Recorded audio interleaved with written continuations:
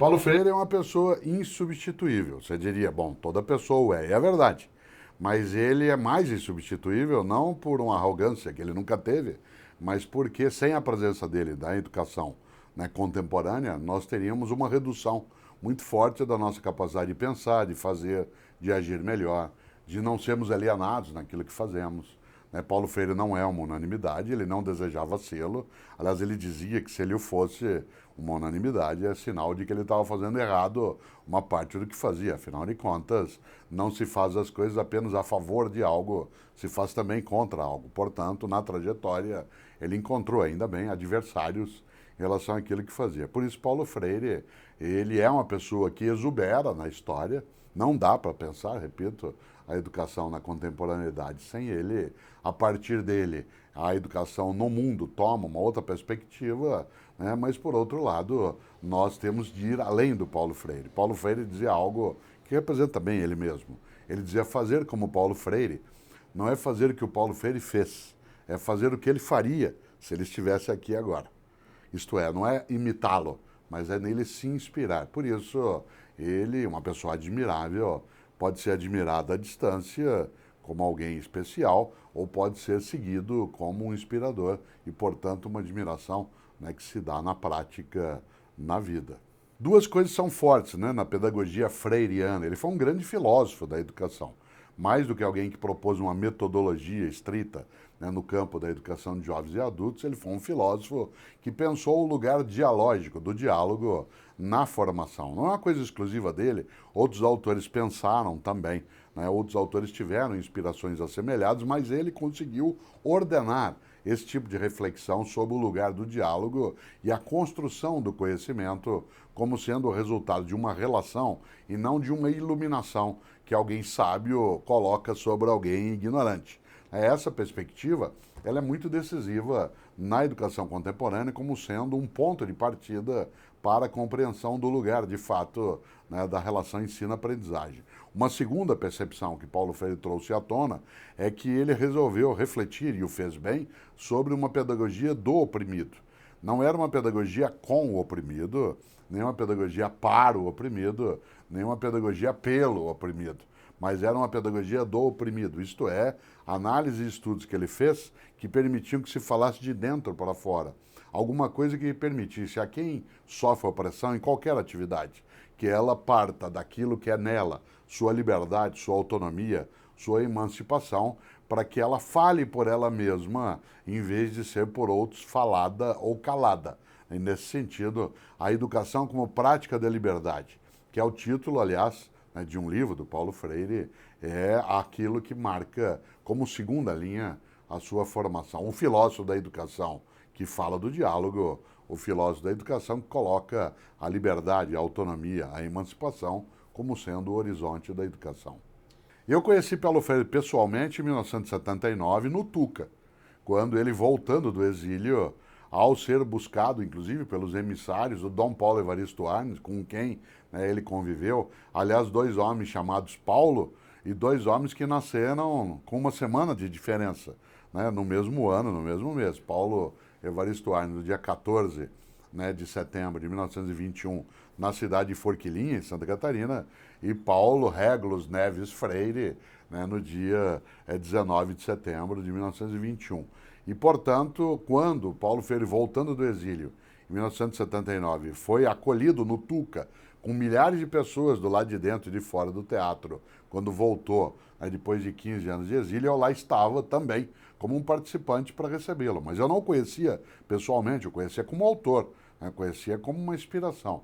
Mais adiante, em função de atividades no campo da política partidária, nós passamos a conviver mais cotidianamente. Mais adiante ainda, quando ele foi escolhido, né, pela prefeita Luísa Erundina para ser, né, o secretário de Educação na cidade de São Paulo, e o foi em 1989, 1990 e começo de 1991, eu fui convidado a fazer parte da equipe e aí passamos a conviver no dia a dia. E por um ano eu fui o secretário adjunto dele, portanto, o chefe de gabinete, e depois tive o orgulho de ficar no lugar, né, dele como secretário de Educação na capital paulista. Mas houve um momento estupendo, o fato de que ele foi meu orientador de doutorado. Portanto, no total, a minha convivência com ele, digamos, mais pessoal, se deu durante 17 anos. Os 17 anos que ele ficou também como docente, né, na PUC São Paulo, o período da convivência se deu, né, nesse caminho de uma maneira muito intensa. Claro que nós partilhávamos também situações não só acadêmicas ou de administração, mas também de amizade, né? Éramos capazes, de vez ou outra, com outras pessoas, de conversar, de conviver. Paulo Freire era uma pessoa extremamente bem-humorada, né? Ele ria muito, né? Ele brincava, ele era alegre, ele tinha uma qualidade rara. Ele, quando alguém falava com ele, ele prestava atenção de fato, né? Você sabe que muitas vezes, especialmente quando se é, né, uma pessoa importante, como era o caso dele, é comum que até que você dê atenção a alguém de modo gentil, mas não necessariamente ouve o que a pessoa está dizendo, né? Você até faz assim com a cabeça para concordar, para dar a simulação, mas ele não, ele prestava atenção. E ele fazia algo, inclusive, e eu fui objeto, graças aos céus, várias vezes disso, de um modo carinhoso, né, de contato. Ele tinha o hábito de colocar de leve a mão sobre o ombro das pessoas, homens ou mulheres, crianças ou adultos, para falar, né? E era um carinho muito forte vindo de alguém que, marcado pela sabedoria, tinha um afeto imenso. Por isso, nos 17 anos de convivência, né, com ele, eu pude não só aprender, como partilhar, né, com alegria aquela condição.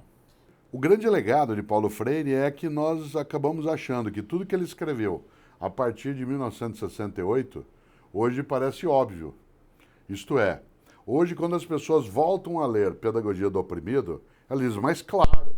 E o bom do mais claro é que exatamente parece óbvio, porque ele escreveu aquilo há quase 50 anos e ao fazê-lo, né, isso fez com que aquilo entrasse no nosso cotidiano. Muita gente hoje lê Paulo Freire achando, mas eu sei disso, isso aí a gente fala. A gente fala porque ele, há meio século, começou a falar e escrever.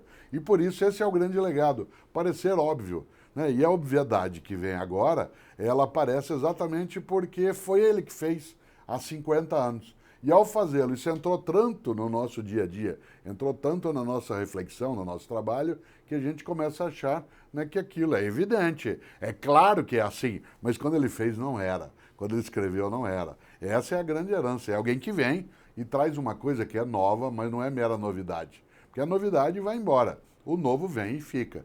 Por isso, quando nós o acolhemos na PUC, no Tuca, em 1979, e depois, lá mesmo no Tuca, o corpo dele foi velado, né, em 1997, nessas duas pontas, né, entre esses dois momentos no Tuca, o momento da alegria exuberante da volta e o momento da tristeza da partida, nesse tempo ficou na nossa universidade a honra, né, de tê-lo lá como docente, mas alguém que sempre dizia algo estupendo, aprendo muito na PUC, aprendo muito na PUC, né? E é claro que alguém que, como ele, isso dizia, sempre nos orgulhou, né? Mas a coisa mais gostosa é imaginar que a gente hoje lê coisas que você só, isso aí, né, parece Paulo Freire. Por que é Paulo Freire?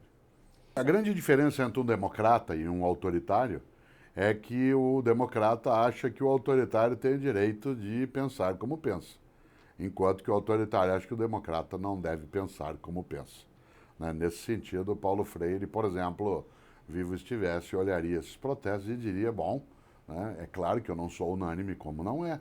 Há pessoas que entendem que parte da perspectiva freiriana, ela conduz, né, para uma perspectiva também de vida, ou de relacionamento, ou de conduta, que seria inadequada. Esse é um direito que tem. Paulo Freire sempre disse, numa sociedade que tem diferenças, onde você tem oprimidos e opressores, onde você tem distinções de condição econômica e social, é claro que agradar a todas as pessoas significaria que o meu trabalho seria inútil.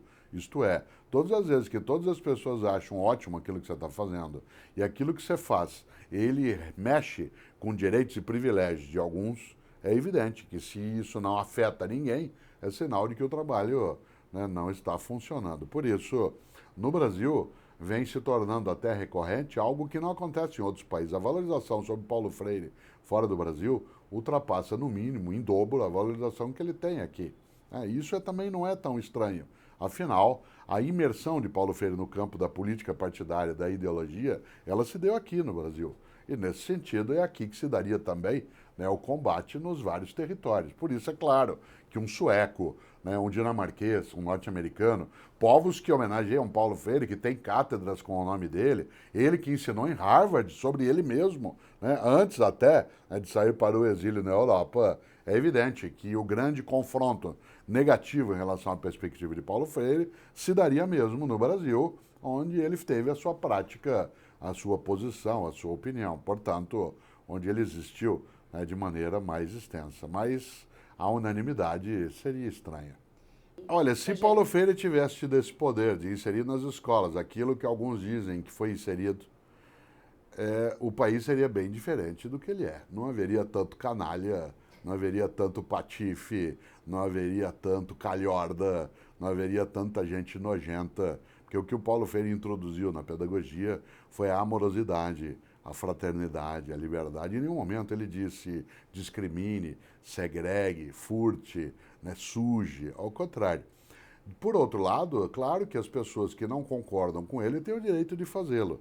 Mas dizer que é necessário tirar Paulo Freire da educação brasileira porque ele introduziu coisas que são negativas é dar a ele um poder, primeiro, que ele não tinha, segundo, que nenhum de nós tem, né? E, portanto, há uma coisa curiosa nessa relação, que é a suposição, né, de que há um grupo de docentes, na história mais recente do Brasil, cuja tarefa prioritária é fazer a cabeça, né, dos jovens. E eu sempre digo, se assim é, esse grupo que fez a cabeça é de uma incompetência brutal, porque o país está exatamente numa direção contrária. O país cada vez escolhe mais gente para a atividade política ligada às forças reacionárias.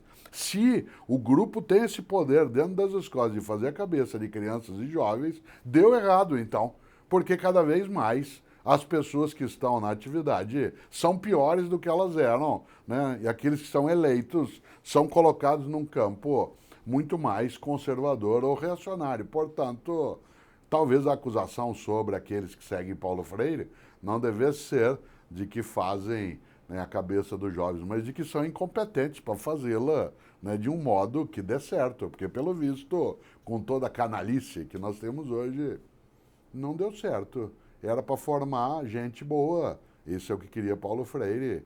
Se não aconteceu, não dá para responsabilizar o Paulo Freire, nem por tê-lo feito, nem por não tê-lo. As pessoas às vezes esquecem que a palavra comemorar significa lembrar junto, memorar junto. Nem sempre a comemoração é festiva, né? Você comemora também, isto é, lembra junto coisas que não são festivas. Por isso nós não festejamos, né, os 20 anos da morte de Paulo Freire, mas nós comemoramos, nós lembramos juntos, não só a falta que ele nos faz, como a possibilidade, inclusive, de imaginar que nós somos melhores em relação a várias coisas, porque ele fez o que fez, porque ele pensou o que pensou. A nossa universidade, ela tem, sim, um débito muito forte em relação às contribuições de Paulo Freire e ele em relação, à nossa PUC São Paulo. Portanto, essa via de mão dupla, essa solidariedade cognitiva, ela só atende aquilo que foi um subtítulo um dia da sua Pedagogia do Oprimido, quando ele disse: ninguém educa ninguém, ninguém se educa sozinho. As pessoas se educam, né, reciprocamente numa relação mediatizados pelo mundo. Isto é, ninguém é só aluno, ninguém é só professor. Agora, Paulo Freire é um grande professor, né? E, nesse sentido, não são todas as pessoas que são grandes professores. Muita gente é professor ou professora, mas um grande professor é aquele que continua ensinando, e muito, mesmo depois que não está mais entre nós.